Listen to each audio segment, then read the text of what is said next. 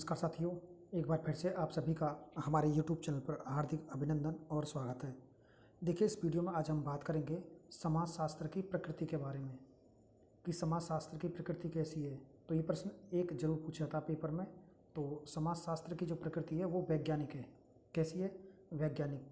तो देखिए, इसको हमने समझाने के लिए आगे लिखा है, समाजशास्त्र की प्रकृति को समझने से पहले हमें विज्ञान की अवधारणा को समझना है कि कौन सा विषय विज्ञान हो सकता है और कौन सा विषय विज्ञान नहीं हो सकता। तो विज्ञान होने के लिए क्या आवश्यक है? देखिए, किसी भी घटना, वस्तु, यथार्थ, तथ्य आधारित क्रमबद्ध एवं सुव्यवस्थित अध्याय विज्ञान कहलाता है। मतलब जिसमें तथ्य आधारित हो, क्रमबद्ध हो, सुव्यवस्थित हो, वो विज्ञान होता है। तो देखिए जरा, आगे लिखा है इसमें इसकी प्रकृति को सिद्ध करने के लिए, भौतिक शास्त्र, रसायन शास्त्र, जीव विज्ञान आदि विषय अपनी विषय वस्तु के कारण विज्ञान नहीं है। किसके कारण नहीं है? अपनी विषय वस्तु के कारण विज्ञान नहीं है, बल्कि अपनी एक अध्ययन की एक विशेष पद्धति के कारण। देखो इधर लिखा हुआ है, अध्ययन की एक विशेष पद्धति के कारण विज्ञान कहलाते हैं। देखो स्पष्टता क्या समझाया है कि भौतिक शास्त्र, रसायन शास्त्र, जीव विज्ञान आदि विषय वस्तु को लेकर के विज्ञान नहीं है, बल्कि वो अपनी अध्ययन पद्धति की विशेषता के कारण विज्ञान है। तो इसमें देखिए परिभाषा भी दी है एक, स्टुअर्ट चेज ने, बहुत अच्छी परिभाषा है स्टुअर्ट चेज। ये परिभाषा को आप याद कर लेना। विज्ञान का संबंध अध्ययन पद्धति से, विषय वस्तु से नहीं। वेरी मोस्ट, यानी विज्ञान का संबंध अध्ययन पद्धति से है, विषय वस्तु से नहीं है। यही हमने ऊपर स्पष्ट किया है कि कोई भी विषय वस्तु के कारण विज्ञान नहीं होता। किस कारण होता है? अध्ययन पद्धति के कारण। तो अध्ययन पद्धति के कारण ही समाजशास्त्र को क्या कह सकते हैं? एक विज्ञान कह सकते हैं। एक विज्ञान की प्रकृति, नेचर इसका एक विज्ञान है। और देखिए, एक लिखा है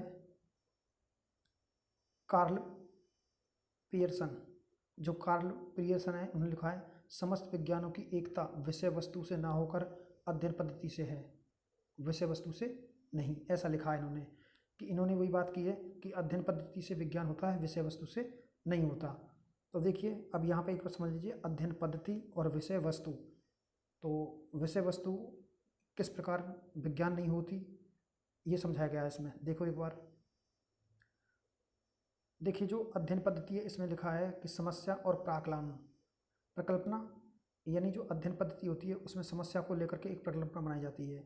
तो इसमें लिखा हुआ है, प्रसिद्ध समाजशास्त्री लुंडबर्ग। तो ये ध्यान रखना नाम, प्रसिद्ध समाजशास्त्री लुंडबर्ग के अनुसार किसी भी विषय के विज्ञान होने के लिए निम्नलिखित बातें होना आवश्यक है। अगर कोई भी विषय है उसे हम विज्ञान कहें, उसके लिए निम्न तथ्य बताए उन्होंने। क्या है देखना, मैं आपको हिंदी में बता देता हूँ, इनको थोड़ा इंग्लिश में लिख रहे हैं, आपको समझ में नहीं आएंगे। देखो, प्रॉब्लम लिखा हुआ है, प्रॉब्लम मीन्स समस्या।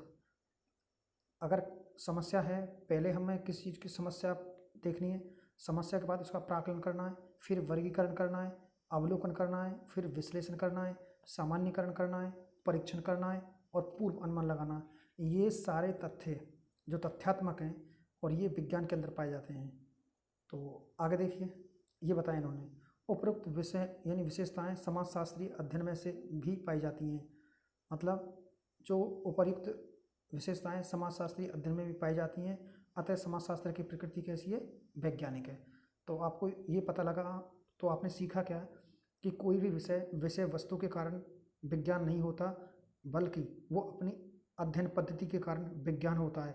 ऐसा स्पष्ट हमने समझा है। तो यहाँ भी एक कोटेशन है बहुत अच्छी, देखिए जरा, एक शब्द हुआ है विज्ञान।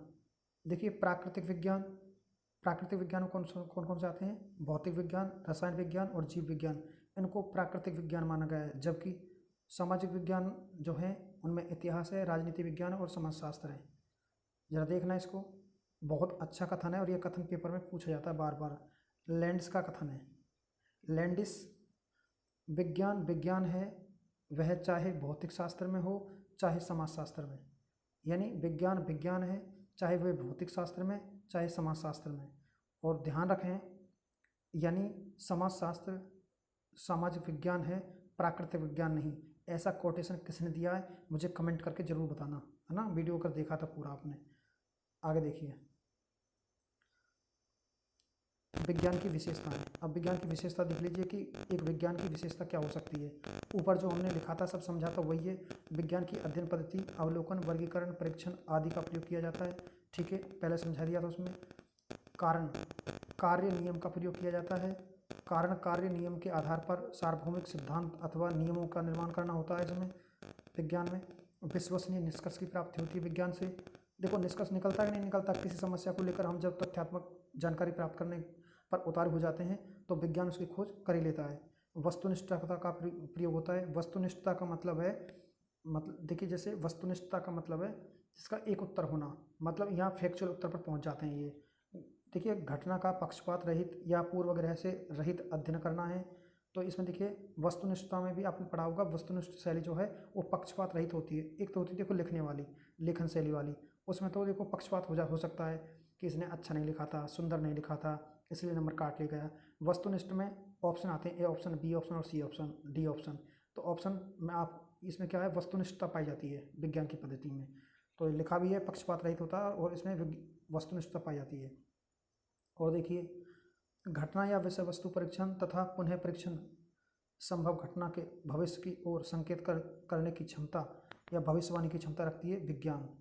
देखो जॉनसन के अनुसार समाजशास्त्र की प्रकृति, तो जॉनसन ने क्या बताया, देखो अच्छी लाइन है ये भी। समाजशास्त्र आनुभविक विषय है, अर्थात समाजशास्त्री ज्ञान का आधार कल्पना या विचारमान ना होकर, देखो ये शब्द लिखा विचारमान ना होकर अनुभव पर होता है। और लिखा है समाजशास्त्र एक सिद्धांतबद्ध विषय है, अर्थात कारण कार्य नियम के आधार पर सार्वभौमिक सिद्धांतों का निर्माण किया जाता है। तीसरा पॉइंट लिखा हुआ है इसमें, यानी समाज शास्त्र संचयी विषय है, अर्थात अनुभवों पर आधारित ज्ञान अथवा सिद्धांत का संग्रह किया जाता है। समाजशास्त्र के नीति निरपेक्ष विषय है। और रॉबर्ट बीरस्टीड के अनुसार समाजशास्त्र की वास्तविक प्रकृति नहीं है। देखो क्या लिखा है, रॉबर्ट बीरस्टीड के अनुसार समाजशास्त्र की वास्तविक प्रकृति नहीं है।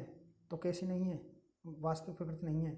समाज शास्त्र विज्ञान है, समाज शास्त्र सामाजिक विज्ञान है, समाज शास्त्र विशुद्ध विज्ञान है और समाजशास्त्र वास्तविक विज्ञान है, ये सब लिखा है।